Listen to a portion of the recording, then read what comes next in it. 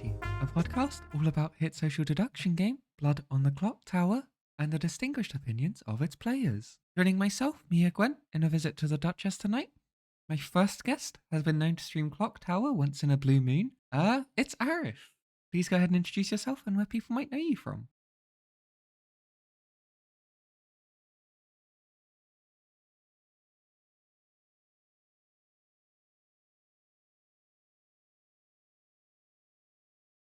It's a pleasure to have you on.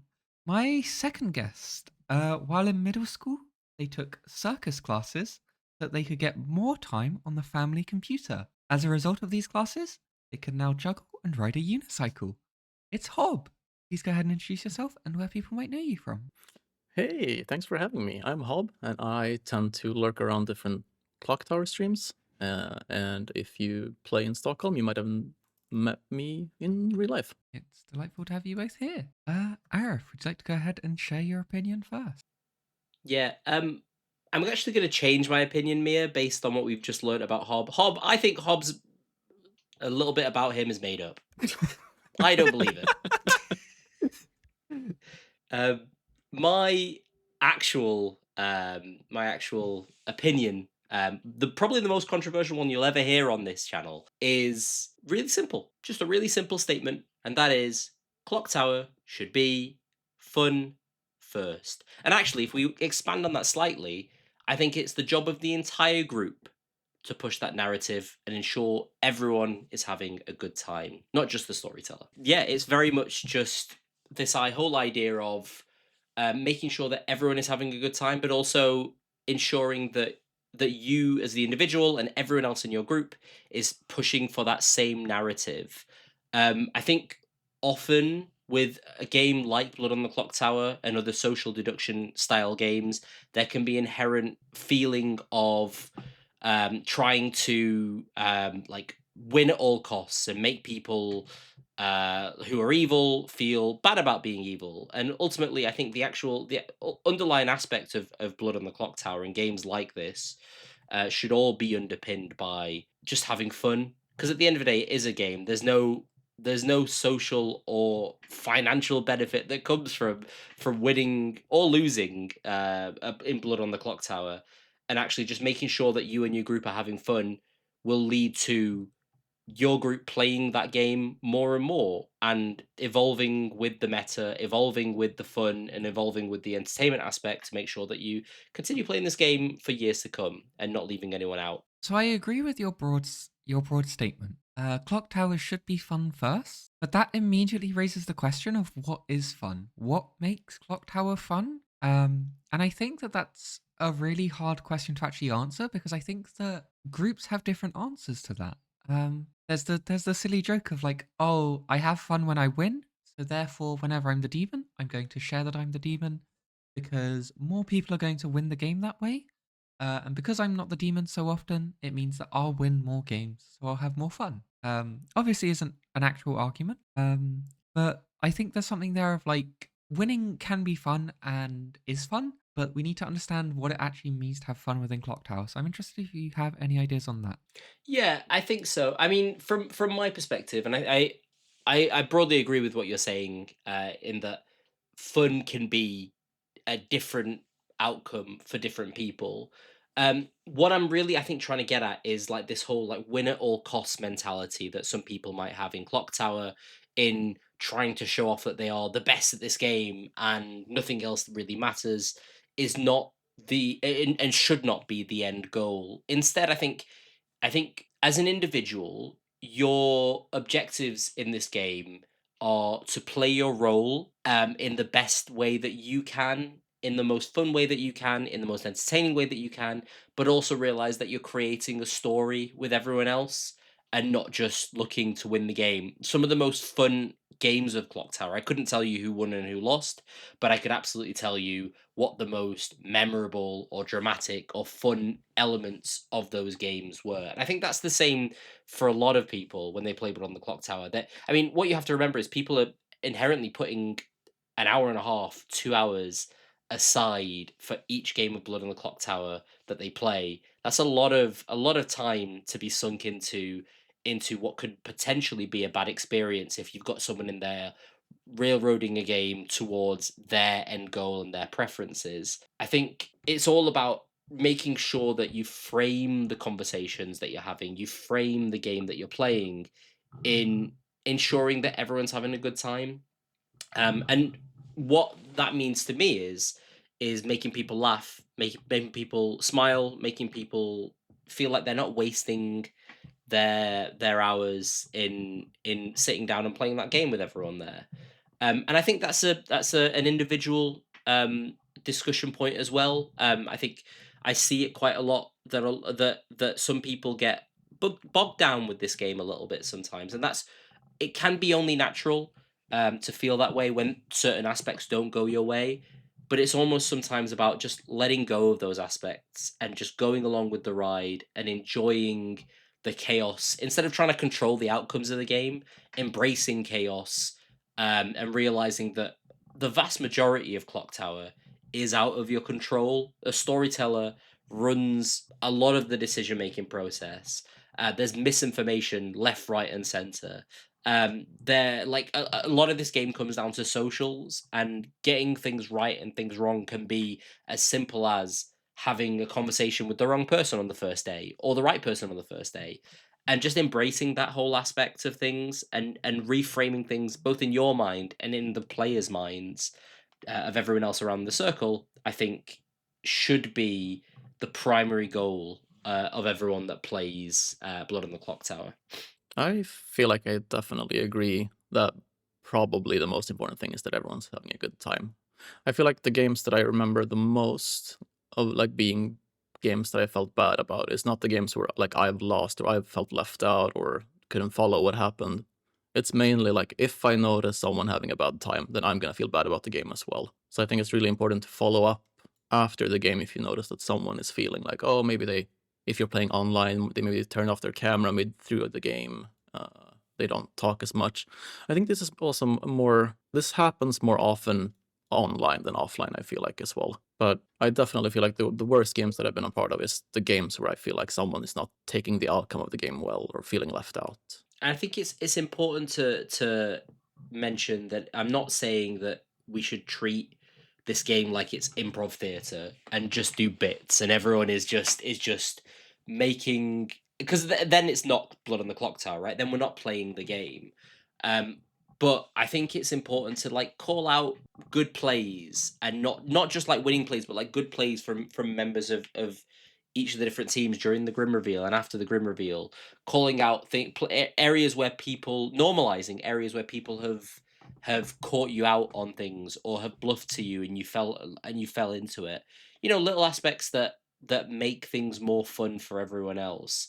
But also, yeah, like Hob said, including the table. I think that's a statement that I'm really trying to embrace and trying to get everyone else in my group to embrace. For example, um, making it a norm that everyone talks to everyone, that you don't ignore evil players, that you encourage players who are a little bit quieter to have a little bit of a voice, and that everyone in the circle is on board with that whole process. I think the problem with something like this is it's so all encompassing. Like this sort of ideal is so all encompassing that there are 100 different angles that you can go at from it. What I'm not saying is you shouldn't care about winning, because winning is part of the game, but it shouldn't be your main focus. Your main focus is to have fun. And actually, if you're having fun, then you're in a way, and your group in a way is all winning because you want to play the game again. Yeah, I think I agree with that a lot. I want to ask, and I think you did touch on this briefly, and so maybe the answer is no, but are there some fundamentals that, like, if you go into a game with these fundamentals in mind, you're going to have a more positive experience or you're going to have a more enjoyable experience? I think you've touched on things like winning isn't the end all be all, ensuring that you're talking to everyone and not excluding anyone. Are there other things that you think like that you should go into a game of Clock Tower with the mentality of? Yeah, absolutely. So yeah, we've touched on a couple of them. There's also Blood on the Clock Tower is unique in social deduction in that it prides itself on having death is not the end as one of its taglines, and that obviously rings true in most cases, but it can also be a feels bad situation for a lot of people if they die early as a powerful character that didn't want to be executed. It's almost worse if you're executed in a way, because you're judged by your peers to be not worthy to live anymore on the first day, and that can be quite difficult for some people to. I mean, it was something that I struggled with Blood on the Clock Tower very early on. I think just encouraging that whole idea of, hey, even though you're dead, you're still very much part of the circle. Alive players and the storyteller and other players, like other dead players, are going to be checking in with you. In fact, there's an element of, we can probably trust you because you're dead early, and just making sure that you're still being involved in those conversations. I also think it's very easy in those conversations to, if you're the person who's died early, to like almost like end up secluding yourself and not pinging people for chats and not thinking that your information is worth sharing. But I would encourage those people to just start pinging people, just start asking to join chats. Just what if you're playing in person, walk over to a group, say, hey, can I join? And 99 times out of 100, they'll say, yeah, absolutely, unless they're the evil team trying to share their bluffs. And even in that scenario, I think most fun players, if we go back to the original prompt, most fun players would allow you to join that chat, because ultimately you're there to have fun. You're not there to try and strategize and create an unwinnable situation for the other team where you've solved every possible scenario that's come up. At the end of the day, letting people in on those chats is important, but I think it comes down to the individual as well in that scenario to really put yourself out there. That can be difficult for people, but just trying to, it's almost easier if everyone is doing it, if everyone is just trying to hop in and out of chats, if everyone is pinging people for chats, and then you yourself will get into that sort of habit of doing that. um, I also think that being nice really costs nothing, but it adds so much in this game. There can be an idea that, like, you can lie in this game, therefore you can be mean, and I don't see it very often, but when I do see it, it really stands out like a sore thumb. And actually, I think it should be that you can lie in this game, but you can do that without being unpleasant, and without being mean, and without being dismissive, and without being frustrated even as well. Frustration happens in these sorts of games, but ultimately, like, there are ways to frame it to be positive. I think, like, you can be playful. I think being respectful in disagreements as well. Instead of shutting someone down, and maybe try and go through the tactic of saying something like, um, "I think you might be wrong, but and this is why. But obviously, I'd love to hear your reasoning." Something like that. Reframe the conversation so it's not necessarily um, seen as you're coming after someone for their words. And also, like, I think it's important for everyone to set that tone throughout the conversations that you're having as well. So with Blood on the Clock Tower, it's really easy to just fall into a habit of, if like things get heightened as the game goes on, and if everyone is ends up snapping at each other, it's more obvious that you'll end up snapping because that happens. And just making sure that you can almost like build up that barrier a little bit, to make sure everyone gets what you're trying to get at, and everyone is trying to be like mindful of the culture that you're trying to create, is really important. Um, and then this is something that really frustrates me. Um, Solving people out of the game. So saying that person is evil, therefore we shouldn't speak to them, or that person is evil, therefore we shouldn't listen to what they're going to say. That really annoys me. I think that actually, what we should be doing is, like, even if you believe that someone is 100% evil, or they're the vizier and they're very clearly evil, try and understand why they're playing in a certain way. Have conversations with them, because you absolutely glean stuff from evil players in the same sort of way that you glean stuff from good players, because they may slip up with conversations. They may out something that they didn't mean to out. But also, it's just fun to have conversations with people framed within the realm of Blood on the Clock Tower. And then if it's a player that you're not sure if they're evil or good, but you're leaning towards them being evil, you can engage anyway and just ask things like, if you were good, what would the world look like? have conversations from that sort of element and that sort of aspect, and you might be swayed, and they might end up being good, and you might have trusted them for the right reasons by the end of the game. Not to play devil's advocate, because you're supposed to have fun when you play, but to the point that winning really matters for the enjoyment of the game. The game kind of falls apart if everyone goes like all the way to that side, because you need to be trying to win for the game to work. So that's like a balance you have to have there. But then again, like you can try and win and still be a good player, a nice player, make sure everyone's having fun. But I was gonna ask Arif, do you think your position on this has like been, what would you say, like reinforced since you started making content at all? Because like it's different playing in person or playing online with a group of friends. You want to make sure everyone's having a good time. But when making content, you need to make sure everyone in the group is having fun, and also the people watching needs to have a good time. Yeah, it's a really good question, Hob. I will always say that for my own stream and for my own games, that this is the underlying rule that I try to live by. This is the showcase of the content that I'm making. Inherently, there are going to be some really fun games that come out where people unfortunately don't have a good time necessarily. And it's at the cost of their enjoyment that the content benefits. So like if someone crashes out, I think that can be quite fun for a viewer and not fun for the player. Um, I think as long as those people are inherently okay and inherently not taking it personally, I think so. Going back to the original point, I think Clock Tower content is different from Clock Tower as the game.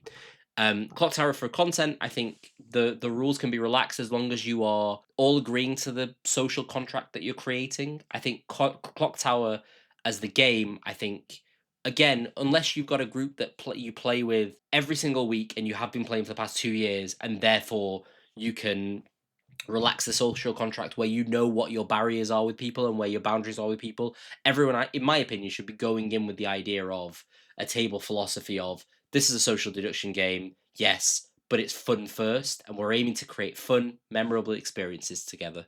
I want to touch on two things very quickly. First of all, I think that this is something that requires experience to fully grasp. So, for example, you talked earlier about the vizier and like players not talking to the vizier because they don't want to be seen as evil. And it takes experience and sort of empathy of like having been a vizier and just having sat in the town square and no one approaches you because no one wants someone to then nominate them and be like, oh, you were talking to the vizier, you have to be the demon sharing bluffs or whatever, or trying to coordinate somehow. But it takes experience being on the other side of that, of just sitting there not engaging in the game to understand that, oh, it doesn't matter that I speak to the vizier because, like, otherwise they're going to be miserable. And it's something that I think you learn with time when you have those experiences that, because that equally, it's possible to have memorable bad experiences where you're like, oh, like I have games that I remember not because they were good, because they were bad, but that allows me to like recognize situations as they come up in games now and being like, oh, I remember having a bad time during that game for this reason, and I think that this is happening in this game. So what can I do in order to like help resolve that in this game? Kind of thing. And I also think that there's an element of you can't make a game memorable. I think games become memorable at the end of them, if that makes sense. Like you can never set out to make a memorable game. It's going to fail every time. It needs to be truly spontaneous for it to be memorable, and I think that that's something also to highlight, is that you can't go into a game going, let's make this a memorable game. I wish we knew we were in the good times when we were in them, right? That's what it is. It's this whole idea of looking back on it and we're like, oh, that was a wild ride. But this is the thing, right? I think if everyone in your group is going into it with the idea of I'm gonna make this not the most entertaining. That's not what I'm saying. Again, I don't want people to go in thinking, "Oh, I need to be a comedian for the next 90 minutes. I need to make everyone laugh and everyone have like everyone be rolling on the floor, giggling and chuckling." That's not what I'm saying. What I'm saying is I want people to go into games with the mentality of, hey, I want all of us to walk out of this experience having a laugh and a joke during the debrief, or having a laugh and a joke and being excited for the next game and what that's going to be. um and that, I think, comes down to the storyteller to make sure that they're setting the culture, but it comes down to the players as well, just making sure that they push that same narrative. It shouldn't ever be, like a situation where you're so a great example of what you were saying, Mia, in terms of like the Vizier. I remember an in-person game that I was at with a relatively new group, and then there were a couple of us that were more experienced players. One player was the Vizier. I was quite trusted at the beginning of the game, and then we got down to a final three situation where the Vizier had just died. I was a trusted good player, and I noticed that no one was really speaking to the Vizier. People were having private chats on final day. No one was really speaking to the Vizier. I was like, I'll go and speak to them. I don't really care. I already have a viewpoint of who the demon is. And Town turned on me, and their entire reasoning for turning on me was because I spoke to the Vizier on that final day. And I must be the demon in that scenario because I was colluding and coordinating. And I was like, okay, great. I want you all to learn a great, valuable lesson here, and that's exactly what they did. They realized, and that was a great example for them, to realize when, like in scenarios like that it's actually okay to go and have a chat with whoever you want. Um, Clocktower is a social deduction game, and the social aspect, regardless of whether someone is good or evil, should not be ignored. And I agree entirely with what you're saying. I think people need to learn that is absolutely okay in those scenarios, that actually having conversations with evil players, playing in certain ways and different like styles is absolutely fine. And that we're ultimately just here to have a good time, and reframing things in your own mind as well as other people's minds is the most important thing. Yeah, and on the topic of playing with newer players, like for the game to be successful and for the game to grow, we need new players to join, right? And I feel like the best way to turn someone off Clocktower is if they're having a bad experience with people being rude, people leaving them out of conversations, talking over them. So especially when you play with new players, which happens a lot when I go and play in person, it's so important just to keep like the mood light, make sure everyone's having a good time. Because I mean, we want the game to grow, get more groups going, and obviously more viewers, right? So I think that's really important as well, like to keep in mind, because like when you got a regular group, you know everyone's mannerisms, you know the way people like to play. You can get a little bit more cutthroat maybe, but especially with newer groups and newer players, you want to make sure everyone's having a good time to keep them coming back for more. I also think, like, on the cutthroat aspect, like with a group the size of a lot of Discord servers that I see, and also in person games, like you're never inherently going to get the same 12 people every single time. If you do, fantastic. That's great. If you have the same exact people playing every week, then you can almost build that sort of social agreement where, okay, we can push the boundaries a little bit. Sorry, excuse me. We can push the social boundaries a little bit as long as everyone is comfortable. But I actually think that can be a little bit detrimental sometimes to people who are outside of that circle. Let's say, for example, you build a meta and you build like an in joke that 5 out of the 10 people or 12 people that are playing get.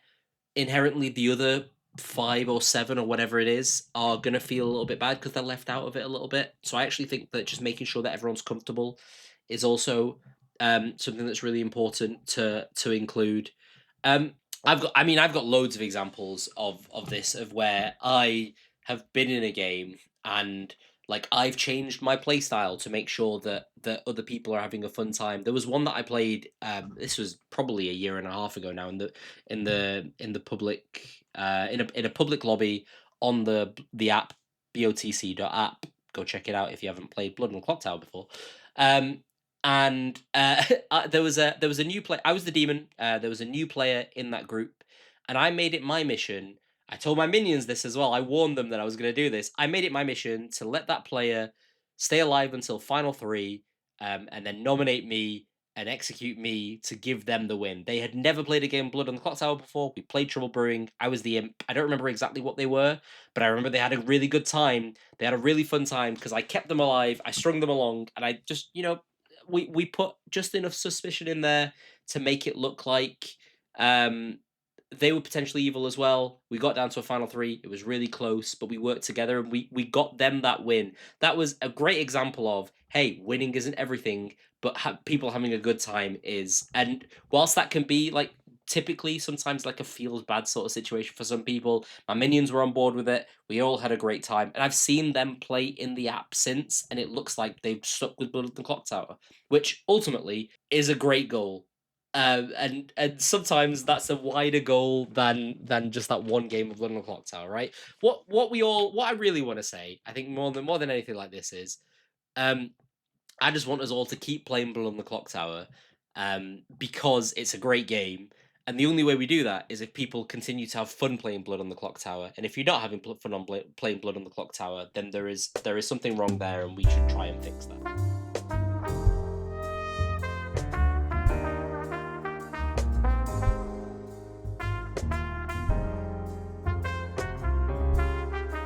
So I think my opinion stems mainly from in-person play, and it's probably relevant for all types of scripts, but I think especially with Trouble Brewing. And my opinion is, if the Undertaker is not in play, it should always be given as a bluff, no exceptions. Holy shit. Are we allowed to swear? Oh yeah. Holy Oh no, fuck. you're not. You're the community manager. If you've got to Yeah, set exactly, a yeah. good Oh, example shit. for the community. Of course. Can you bleep it out? No, Mia? it's beyond my editing capabilities, I'm afraid. Yeah, so I feel like I sometimes hear players at the end of the game complain that they got the Undertaker as a bluff without a Grim Peaker on the team. But I think it's especially important to give it as a bluff when there's no spy, for instance, on the evil team.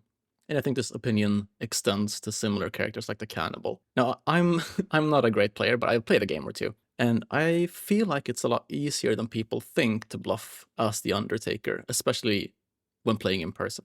So I feel like you can pick up on a lot of social cues when you play. Like, for instance, if you see a player at the start of the game just walk off with one other player and then point at the person they're talking to, and then over at another person in the circle, you gotta think, what could that mean?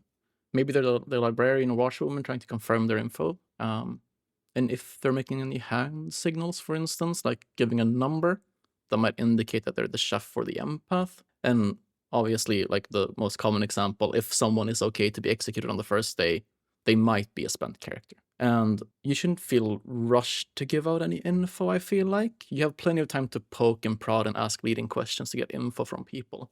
And it's like a team effort among the entire evil team. And something that happens often when you play online is it's expected of you to go straight away as soon as you wake up. If you're the Undertaker, you go straight away to the person who was executed the previous day just to confirm that you're the Undertaker to them. But I feel like that's something that once you played a few games, you might stop doing just because it makes it obvious to the evil team that you're the Undertaker. So I feel like it's okay just leaving it a little bit. You don't have to give out your info straight away. And like the Butler, which by the way is the best outsider, bluffing Undertaker makes you practice observing people's behavior and finding people that you can trust, and then you can frame in the end game. So I feel like people are a little bit too afraid to bluff Undertaker. I have a few questions. Firstly, I don't know what the butler is. I'm only familiar with the cutler. But second, Are we allowed to say when this is being recorded? yeah, it's being recorded on the 14th of April. Okay. And it's going to come out on the 7th of April somehow. Whoa. That's crazy. It couldn't come out on the 7th. It'd have to come out on the 6th. Anyways, my other point is that does this not encourage a kill all Undertakers meta? Oh no, wait, let me just read through my notes. No, I feel like that might happen. I feel like oftentimes the Undertaker, whether it's the real one or an evil player claiming Undertaker, rarely makes it to the final day.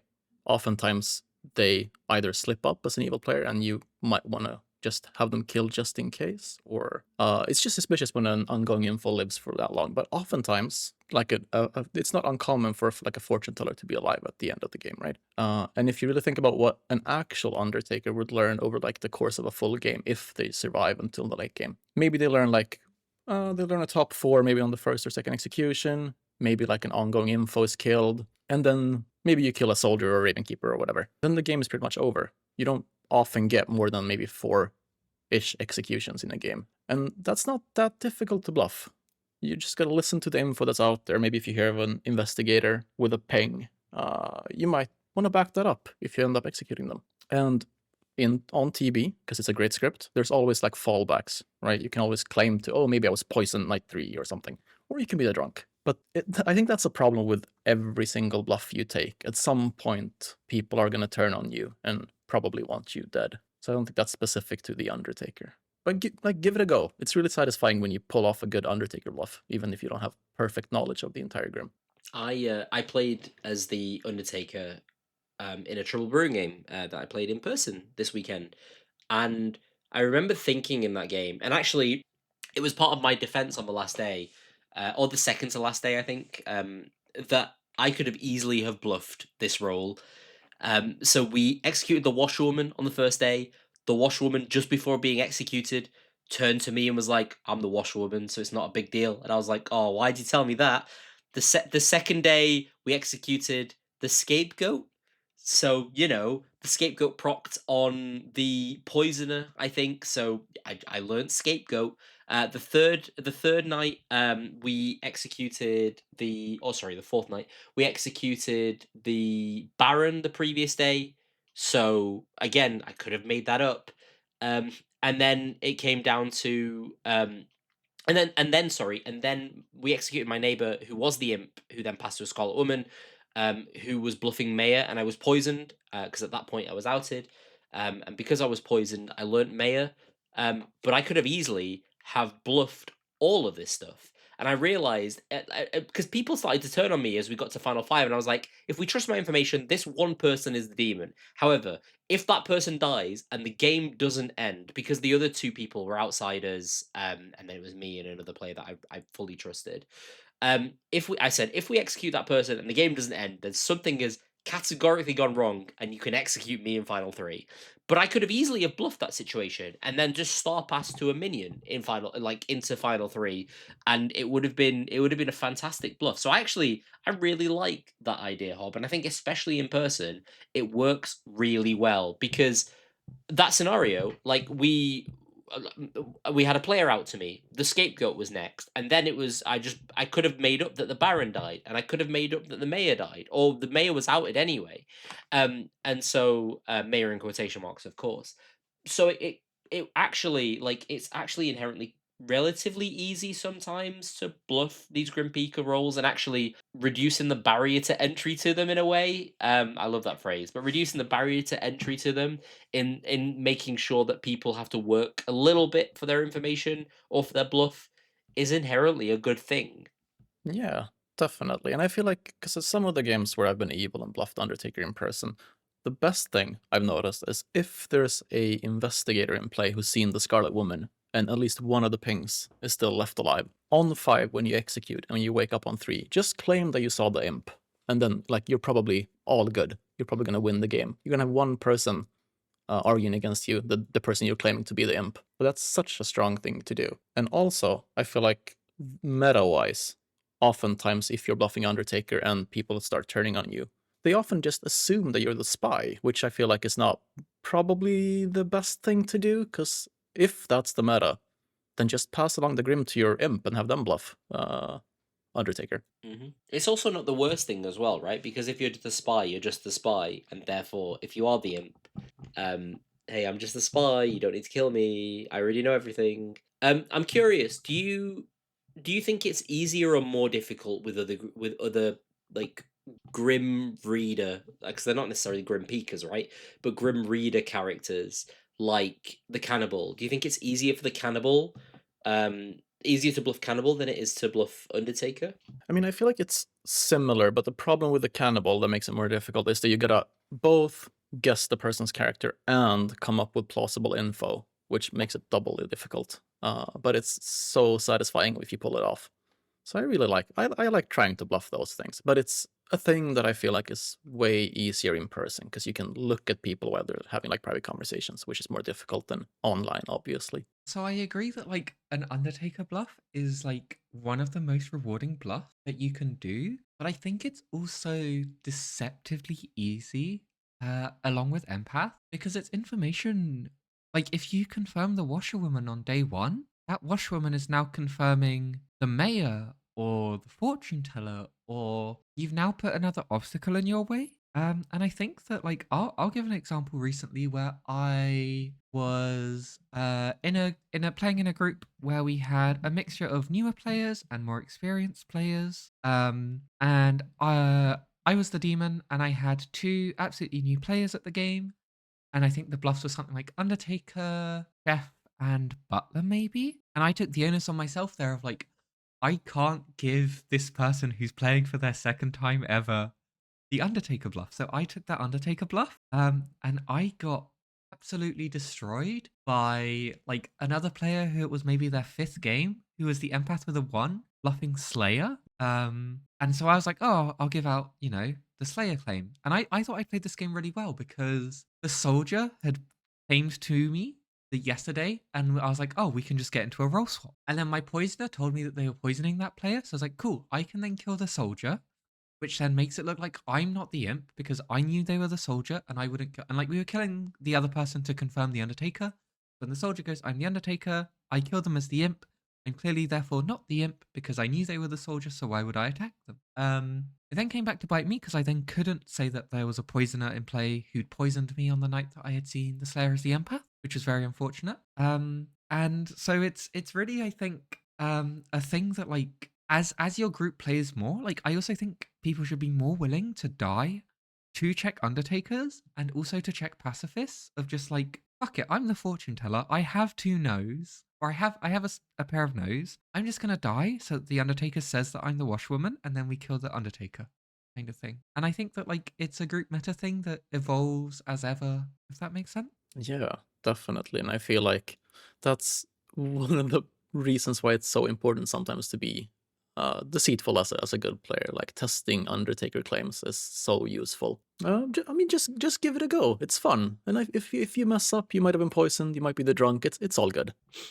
I do think that it can be a high risk, high reward strategy. So I think it needs to come with the caveat of just because Hobbs saying you should do it doesn't mean you have to. And the reason I say it like that, is because it like how often do you end up picking up the demon token? 1 in 12, or if you're Lorinda on the Gen Con stream for that period of time every week. But apart from that, like it's inherently quite a rare thing that happens, especially when there's like an Undertaker or a cannibal on script. I think whilst I think it's fine to get Undertaker as a bluff, I also think passing it off to one of your minions, and therefore letting them run with it with less of the risk is also a good thing to do. I don't think I've ever bluffed Undertaker, so that's something on my bucket list of things to do now that I'm obviously a lot more comfortable with the game. Um, but like I can't remember the last time I got Undertaker as a bluff as the demon.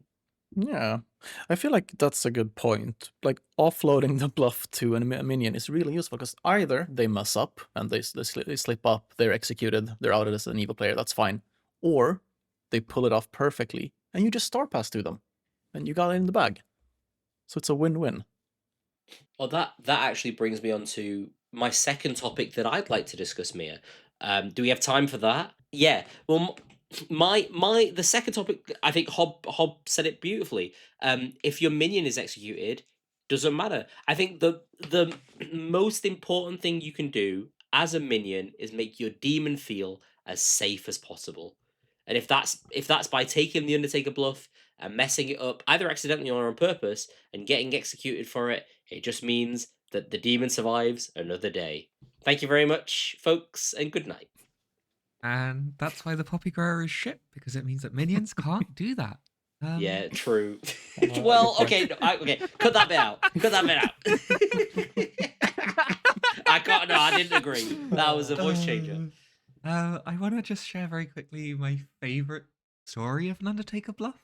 This wasn't a game I was in, but it was a game at an in-person group I was at.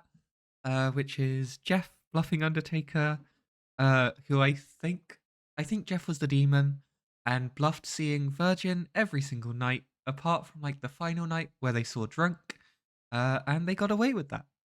Which there's another end of the spectrum of just fuck it. The storyteller's messing with me, guys. If you want to kill me for that, kill And me. sometimes, In that sometimes that's very believable as well, right? They got away with it. Yeah. in that same vein, I've seen Patters do that to a drunk Undertaker and just show them soldier, soldier, soldier every single night, and they thought, what's going on here? This is ridiculous."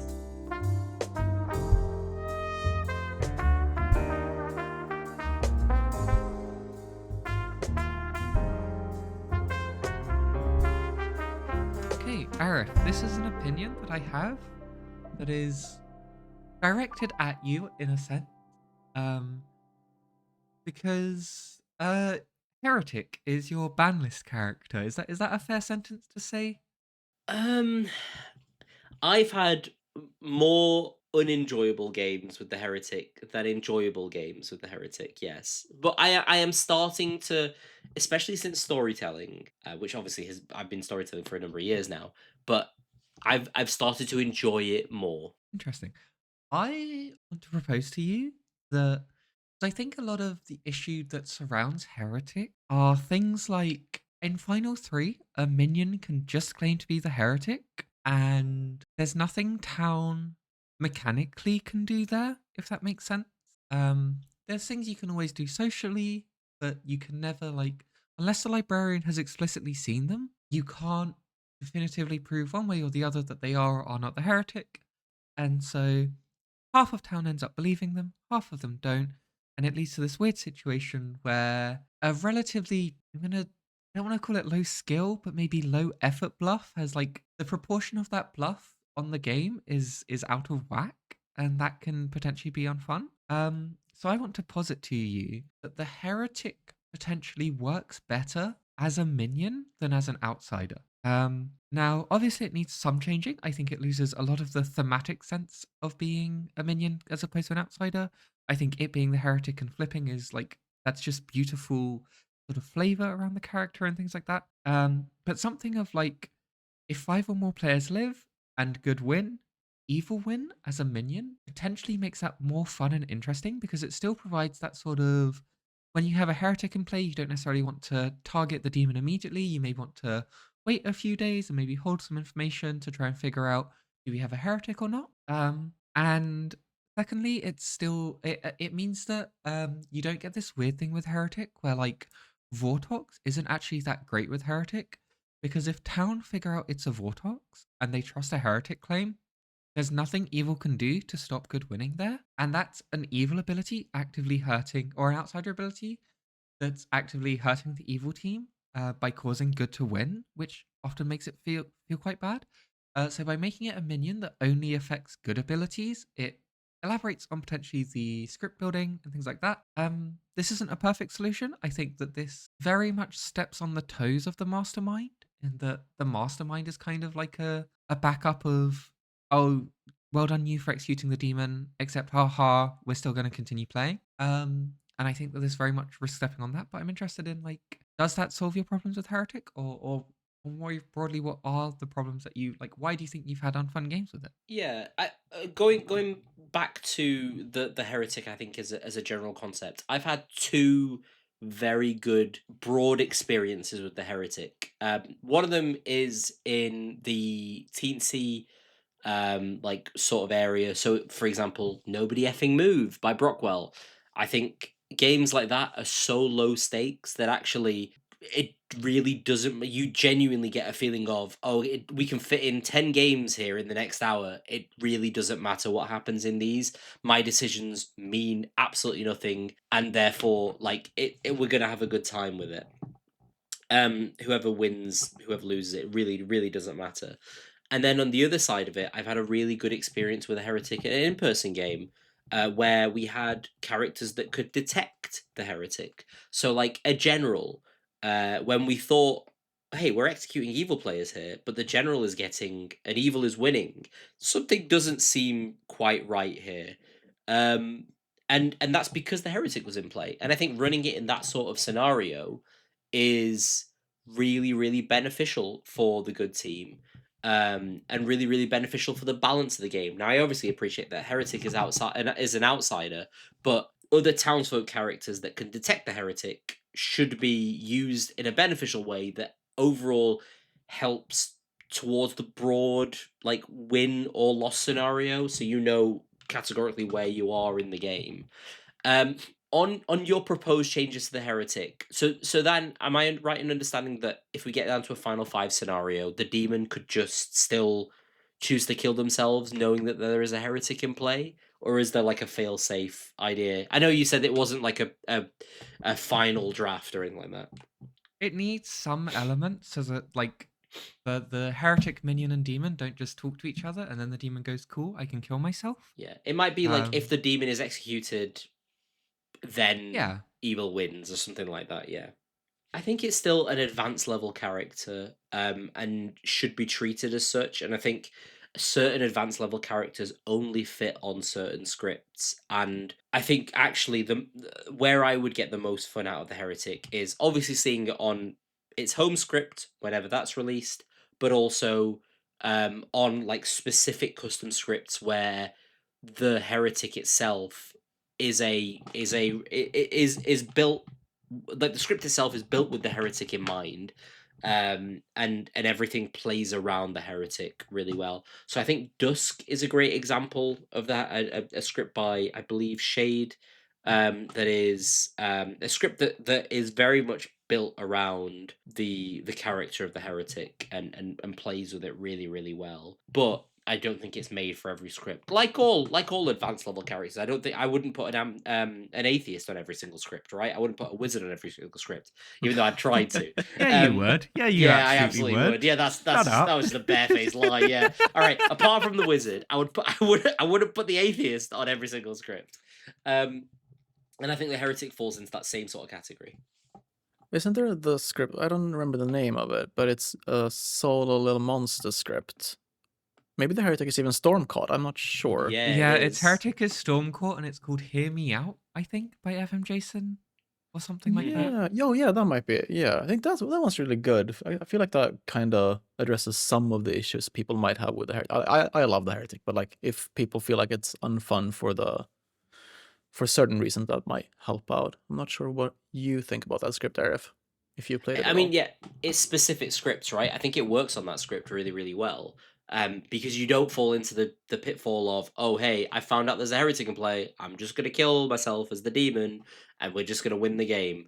Um, I think having a Stormcourt heretic is great. I mean, there's a script that I built that was purely for a stream game, and there were two heretics in play, but it was an atheist game, and it was made with that in mind, with the idea of, hey, like the heretics here need to get on board with each other and figure out that it's an atheist game and that they're both in play, and that you can safely execute me. And I think if you're building a script, you really need to be careful if you're adding in any of these advanced level characters, especially the heretic, to make sure it's not an unfun experience. Because I know we spoke about this right at the beginning of the podcast, where Clocktower is fun first, but taking agency away from players in that sort of way, where ultimately then your choices don't matter because the script doesn't fit what a heretic requires, or the script is going to be broken to the point where the demon finds out there's a heretic and that's it, it's game over, is inherently unfun. Okay. What goes into making a script then? That is suitable for heretics. I think you mentioned general earlier. Also a note on that is that you should always run general post heretic. Some people run it pre heretic, and I think that's the most confusing thing imaginable. Because fundamentally the heretic changes who is winning. And the general learns who is winning. So yeah. But like, what other characters do you think should be put in with a heretic, or like on a script with a heretic? Yeah, I think from my perspective, look, a heretic inherently wants to hide their character, whether they're alive or dead. That's what they want to do. I think characters that can manipulate that can figure out what the heretic is without without having to out to them in a very similar way, like the damsel, putting characters on the script like the dreamer that can figure out where the heretic is. A librarian is fantastic for that as well, showing them heretic.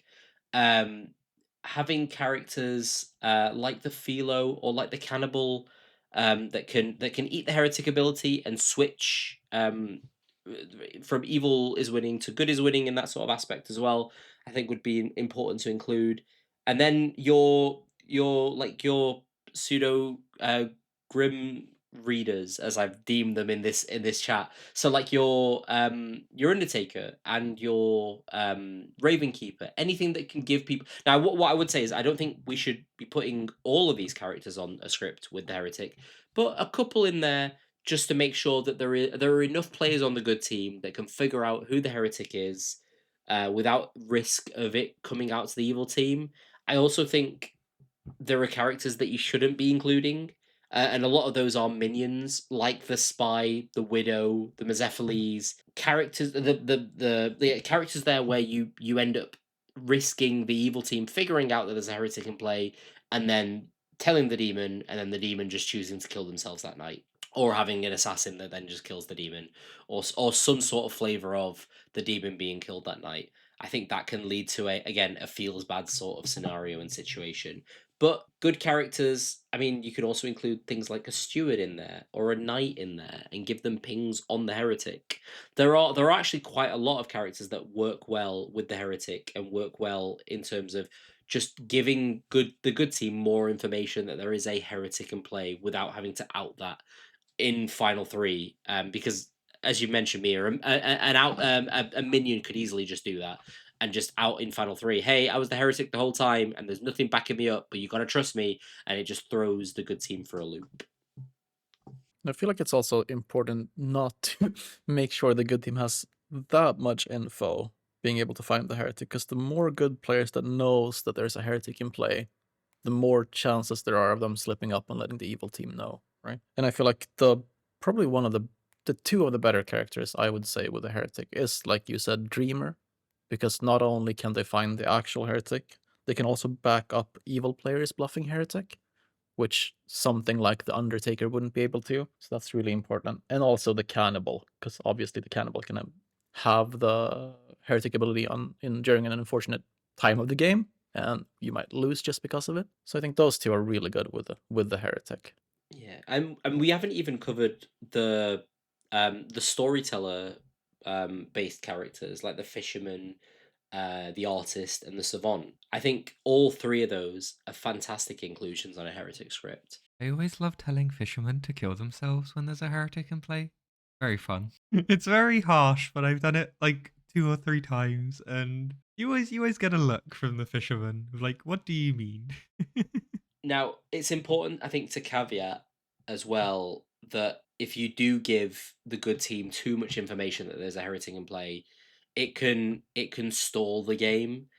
And if 9 players out of the good team, or yeah, 9 players out of the good team are all like, oh, we know there's a heretic in play, and the 3 evil players don't know there's a heretic in play, then it can just be this slow march towards the end of the game where actually the good team are just trying to not kill the demon and trying to be as obvious as possible, or as inobvious as possible in doing that. And the evil team are just go that I think that can end up being another feels bad situation. So it's very much trying to get a perfect balance, and that's why, like, look, if you're gonna play in a heretic game, make sure it's with a storyteller that you trust is gonna put those things at the forefront of their mind when they're running it. They're gonna be really conscious of the characters they're putting in the bag, the script that you're playing, and also the players that you're playing with. That they're gonna make sure that it is a fun experience regardless of the outcome. Because what you don't want is a scenario where you find out it's a heretic game. The evil team have no idea, but they have no agency over it, therefore, as well. And everyone's just locked in for the next hour and a half, playing this pretend game of, oh yeah, we think this person's the demon, tee hee hee, and all they're doing is just continuing to kill good players for no good reason.